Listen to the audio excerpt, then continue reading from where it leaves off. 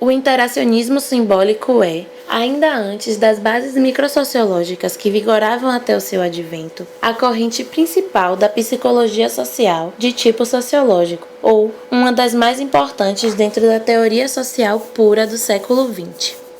Particularmente, na psicologia social clássica, a abordagem sociológica é ignorada em grande parte. Enquanto a psicologia social estuda como os estímulos sociais influenciam os indivíduos, em particular, esta perspectiva sociológica vê a presença de indivíduos na forma de um processo de influência recíproca e contínuo entre estes e o mundo, perguntando-se como a interação pode ser feita e quais fenômenos sociais que dela originam-se.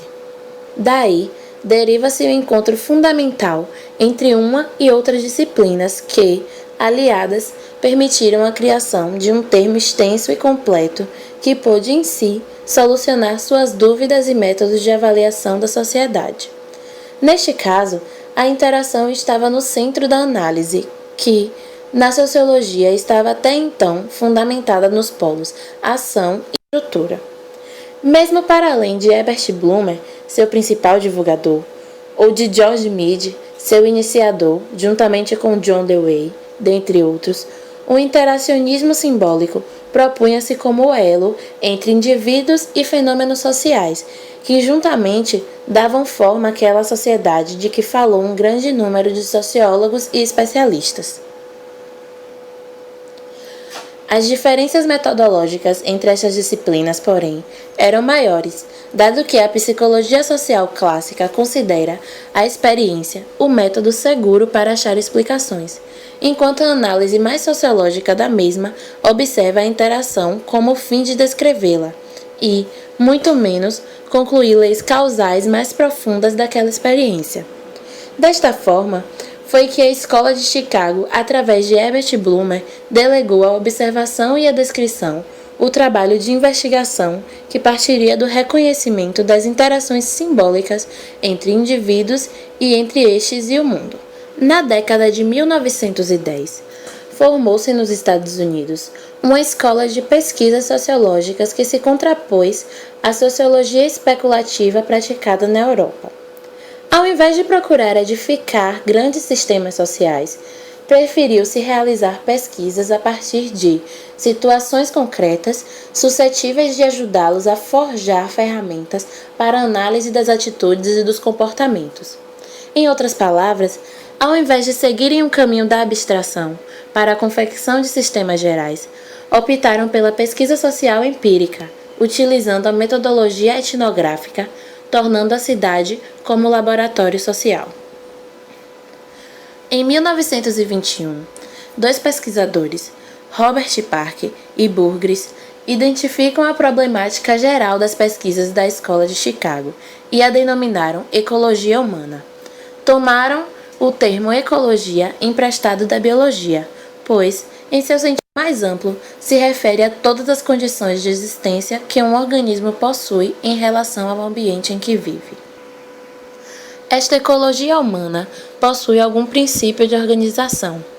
Park e Burgess definiram que a competição pelo espaço é o princípio organizador da sociedade, pois é a luta pelo espaço que rege as relações interindividuais.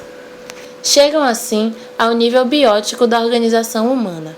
O biótico é contraposto a um segundo nível, uma espécie de superestrutura erguida sob a subestrutura biótica, e que a ela se impõe como instrumento de direção e controle, o nível social ou cultural. A comunicação e o consenso, ordem moral, formam esse nível, permitindo que os indivíduos partilhem experiências em comum e vinculem-se à sociedade. A primeira coisa a ser compreendida a respeito da Escola de Chicago é a de que se trata de uma escola reunida muito mais em torno de uma abordagem metodológica do que em volta de uma unidade teórica. A Escola de Chicago começa a se formar em torno do ano de 1900, quando John Dewey, considerado um dos pais do pragmatismo americano, torna-se chefe do Departamento de Filosofia da recém-fundada Universidade de Chicago. Dewey funda também o Departamento de Pedagogia, sendo essa sua área de interesse maior, e sua abordagem pragmatista determina o tom do que virá a ser a Escola Sociológica de Chicago. É válido lembrar que no início do século XX, as áreas de pesquisa das ciências sociais são apenas áreas a ser delimitadas, de forma que filosofia, sociologia, a recém-nascida pedagogia e o que não é ainda propriamente uma ciência da comunicação são campos na época muito próximos, praticamente indistintos entre si. Do espírito pragmatista de Dewey, a Escola de Chicago deriva sua principal característica, a abordagem empírica. O empirismo da Escola de Chicago surge em contraposição ao tipo de estudo sociológico conduzido na época por maior parte das escolas europeias, enquanto estas baseavam-se muito mais na reflexão teórico-filosófica e, de certa forma, ainda com certas doses de idealismo hegeliano, a Escola de Chicago buscava uma abordagem não totalizante, que considerasse o homem em seu meio social.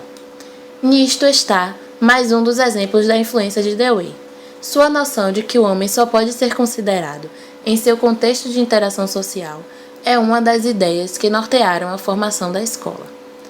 É a partir dos princípios do pragmatismo e do empirismo que surge a abordagem metodológica que vem a caracterizar a Escola de Chicago. Pesquisas qualitativas e quantitativas que buscavam compreender as interações simbólicas dentro do contexto social. Nesse cenário, talvez a herança teórica que possa ser destacada dentro da escola seja a noção de interacionismo simbólico, cunhada nos anos 30 pelo psicólogo Herbert Blumer, a partir da obra do sociólogo George Herbert Mead, ambos da Escola de Chicago. Blumer estabelece 3 premissas para o interacionismo simbólico. O modo como o indivíduo interpreta os fatos e age perante os outros indivíduos ou coisas depende do significado que ele atribui a esses outros indivíduos e coisas. Este significado é resultado dos processos de interação social. Os significados dos objetos podem mudar com o passar do tempo. Blumer divulgou, com base na sua noção de interacionismo simbólico, 2 estudos relacionados à área de comunicação: Filmes e Conduta e Cinema, Delinquência e Crime, ambos em 1933.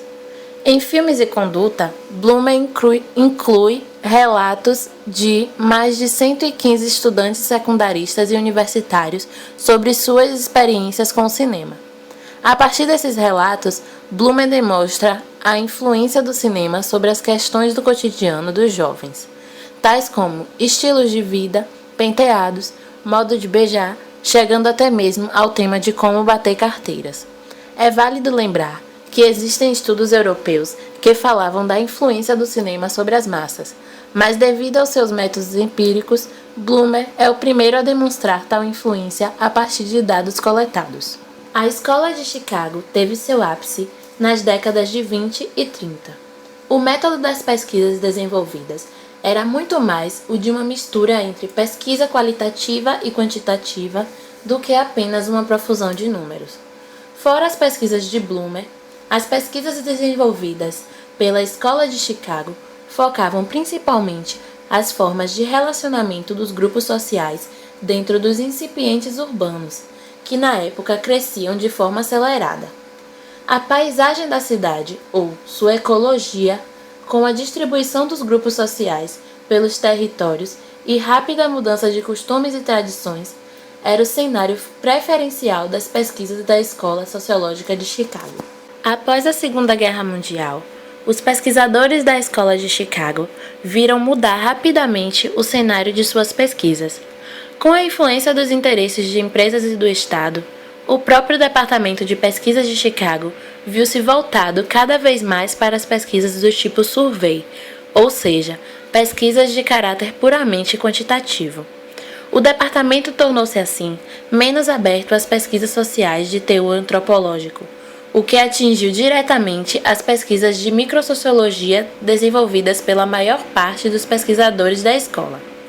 Assim, do empirismo e pragmatismo, subtraiu-se o que havia de interesse em relação às interações simbólicas e às particularidades dos indivíduos em sociedade, para que restassem apenas os números e dados que interessavam à funcionalidade social, conforme esta era vista tanto por setores do Estado quanto do mercado. Apesar do conceito de interacionismo simbólico servir aos estudos de comunicação social, como o próprio trabalho de Blumer depõe, a noção foi pouco utilizada posteriormente nos estudos sobre comunicação nos Estados Unidos. A pesquisa em comunicação passou a tomar um viés muito mais funcionalista, fundado em um modelo de comunicação específico e voltado principalmente a estudos quantitativos sobre efeitos. O trabalho sobre jovens e cinema de Blumer acontece com o apoio do Fundo Penny e já apresenta alguns princípios que podem ser relacionados às noções da teoria da agulha hipodérmica. Os estudos levam a crer que a influência do cinema sobre as crianças é uma influência beta, ou seja, as crianças são alvos acertados em cheio pela bala mágica do cinema. Neste sentido, a pesquisa de Blumer é também uma pesquisa dos efeitos da comunicação, fazendo, portanto, parte dos estudos da recepção. Os principais pesquisadores da Escola de Chicago abandonaram a universidade após a Segunda Guerra Mundial e foram lecionar em outros centros educacionais do país. O interacionismo simbólico seguiu influenciando a Escola Americana de Sociologia e é, de certa forma, considerado antecessor das etnometodologias, justamente por seu enfoque no comportamento e na interação social de pequenos grupos. Nos anos 60, a abordagem interacionista foi muito criticada devido à sua incapacidade de relacionar os cenários particulares dos ambientes microsociológicos a uma estrutura macrosociológica. Eram, afinal, os anos do estruturalismo, e a abordagem interacionista provava ser mais expositiva do que explicativa, com pouco teor crítico e com pouca habilidade para propor mudanças. Para a história das teorias da comunicação, a Escola de Chicago entrou mais como um passado distante, e sua trajetória confunde-se com o posterior espírito predominantemente quantitativo e funcionalista, que virá a caracterizar os estudos da Mass Communication Research. É claro que o seu empirismo e seu caráter mais demonstrativo do que crítico a encaminharam para essa associação a uma corrente de pesquisa posterior, cujo traço maior é o utilitarismo. Mas é preciso lembrar que, se esse foi o legado que a Escola de Chicago deixou à área da comunicação social, ao invés de um viés possivelmente mais humanista do que interacionismo simbólico, isto se deve principalmente às condições históricas que se seguiram, em especial ao belicismo, que tomou conta da mentalidade americana após a Segunda Guerra Mundial, e a influência decisiva do Estado e das corporações sobre o desenvolvimento das pesquisas em comunicação. Os rumos da ciência e de suas teorias são, afinal, também uma questão de política.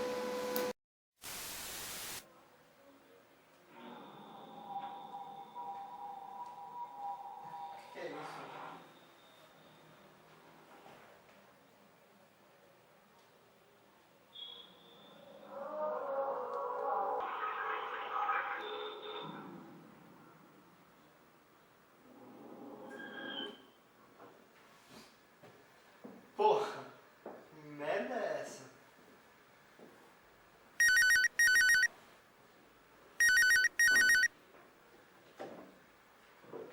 No top de 5 arrotos e uma cabra, você vai aprender sobre o interacionismo simbólico.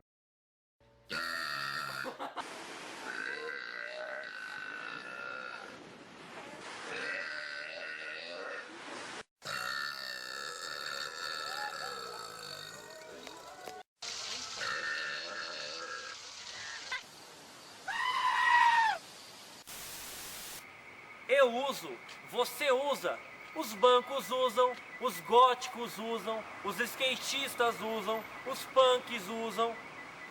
Agora você deve estar se perguntando o que é que eu uso, que eles usam. Símbolos. Símbolos é o que todos nós usamos. Seja na fala, seja na escrita, seja no gesto, seja nos materiais. Todos nós usamos símbolos. Seja aqueles que entendemos o significado de imediato,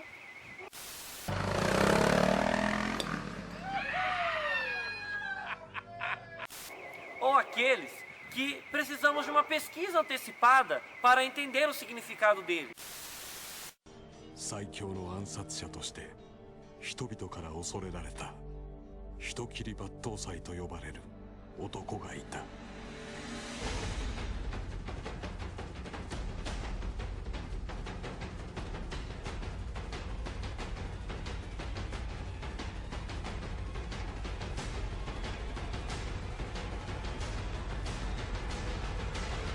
ルローニ剣心。 Você deve estar aí se contorcendo, lembrando das aulas chatas de semiótica. Mas é isso aí. O interacionismo simbólico foi a maneira que alguns sociólogos acharam para estudar as diferenças sociais e as interações sociais através de símbolos. Eduardo, nós sabemos sobre o interacionismo simbólico.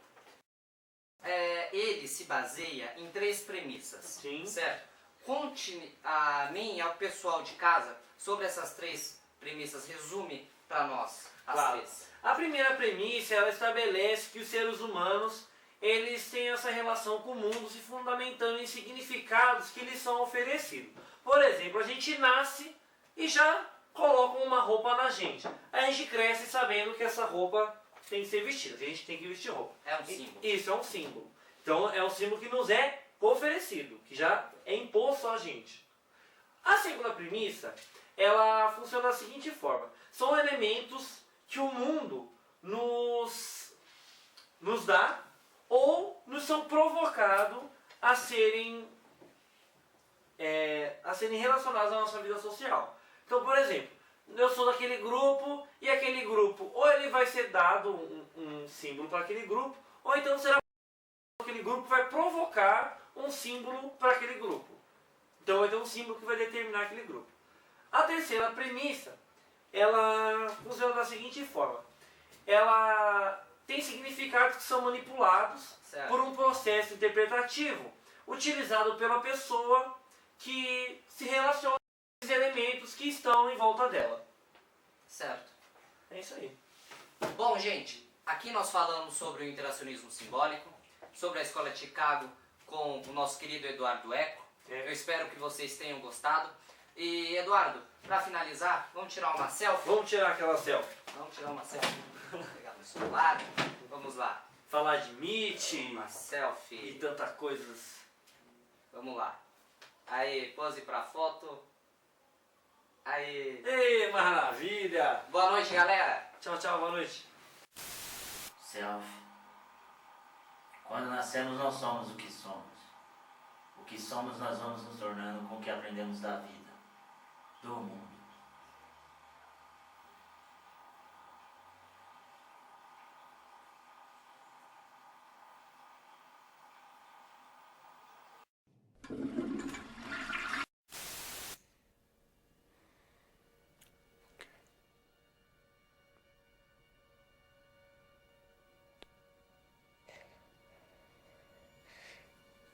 I see dead people. In your dreams? While you're awake?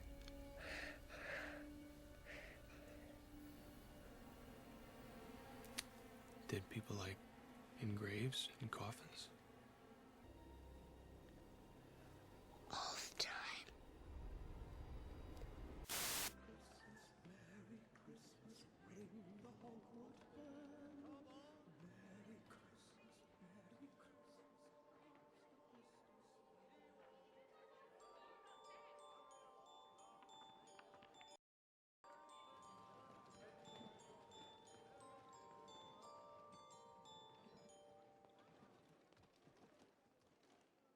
Knight to e5.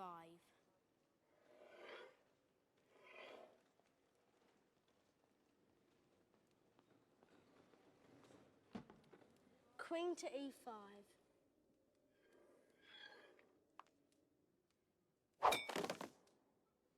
That's totally barbaric. Und stößt auf Stahnsdorf vor. Und im Osten ist der Feind bis zur Linie Lichtenberg-Marsdorf. Mein Führer, Steiner konnte nicht genügend Kräfte für einen Angriff massieren. Der Angriff Steiner ist nicht erfolgt.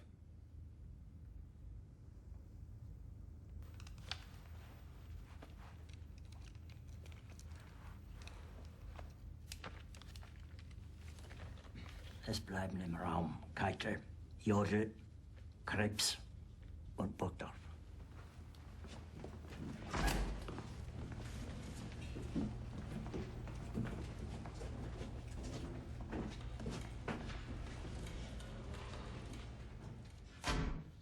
Das war ein Befehl!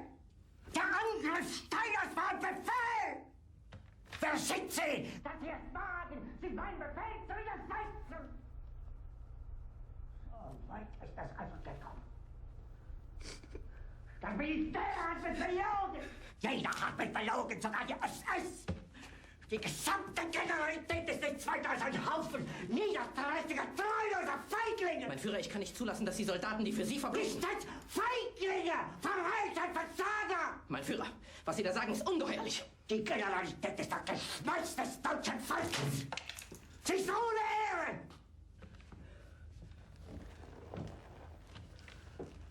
Ich war nie auf einer Akademie. Und doch habe ich allein auf mich gestellt, ganz Europa erobert. Bitte gerne. Jetzt beruhig dich doch. Tun Sie, was Sie wollen. A sociedade constitui a dramatização de uma hierarquia em que desempenhamos papéis, como pessoas superiores, inferiores ou iguais. Nós desempenhamos papéis através da comunicação quando começamos a nos comunicar com um grupo.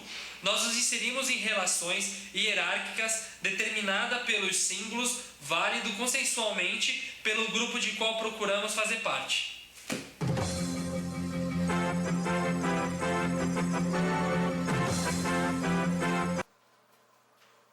Chega de TV por hoje, dá uma olhada no blog lá, ver as respostas e respondê-las.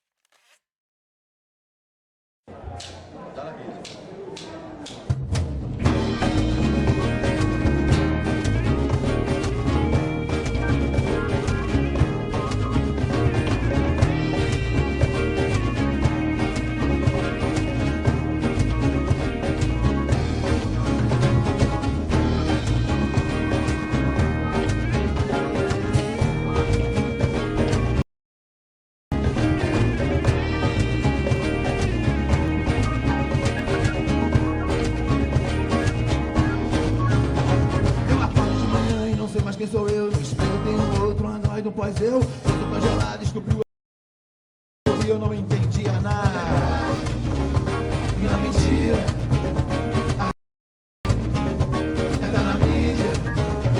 Te conheço outras ruas, os meus olhos são sequelas. O meu quarto tá escuro, tua imagem é imensa. Tô pra lá de tudo no deserto, grande areia. Teu sonho, delírio que a tudo se acender.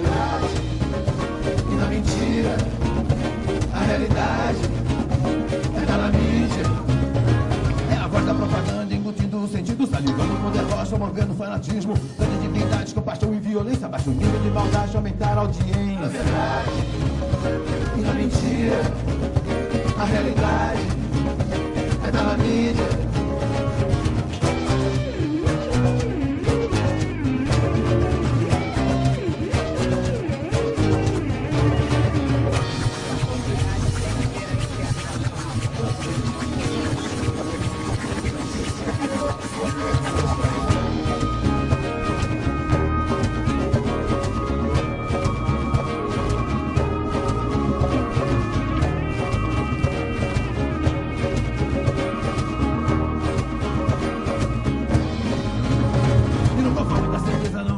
consumo. Todo mundo extasiado, acomodado e sem rumo. O sol espelhou fogo e na cinza desse inverno. O brilho do paraíso é a brasa do inferno.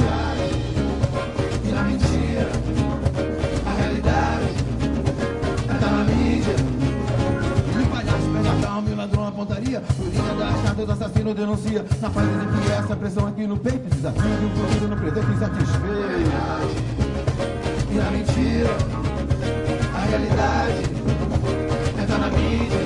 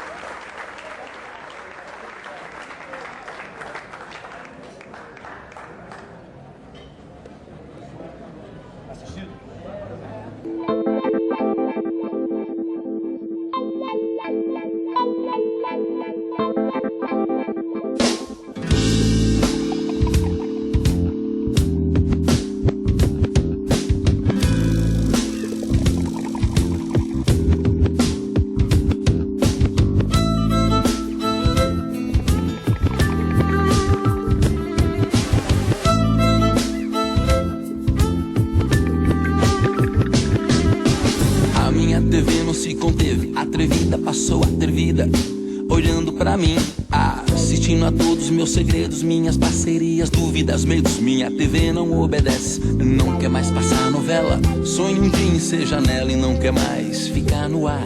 Não quer papo com a antena, nem saber se vale a pena ver de novo tudo que já vi. A minha TV não se esquece nem do preço, nem da pressa que faço pra mesma funcionar. Me disse que se rende à internet, em suma não se submete a nada. Pra me informar, não quis mais saber de festa. Não pensou em ser honesta, funcionando quando precisei. A notícia que esperava, consegui na madrugada no site Flipblog, Fotolog que acessei.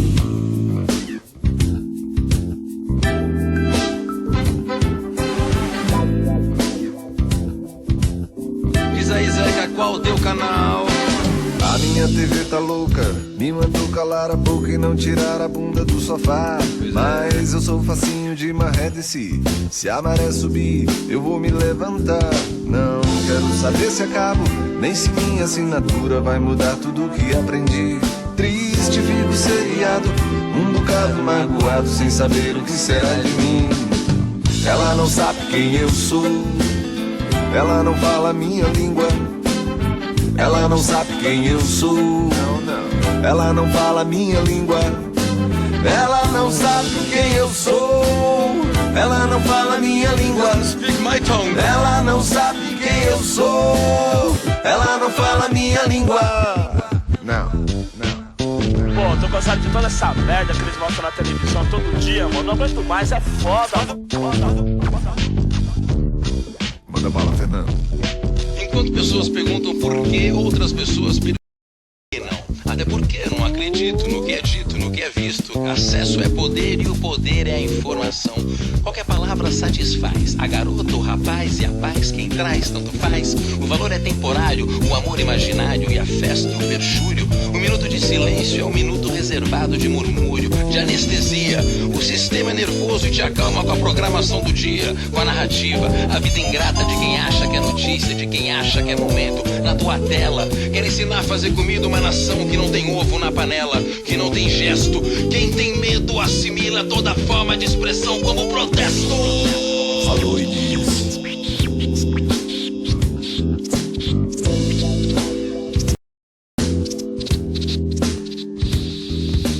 Não passado remoto perdi meu controle. Num passado remoto perdi meu controle.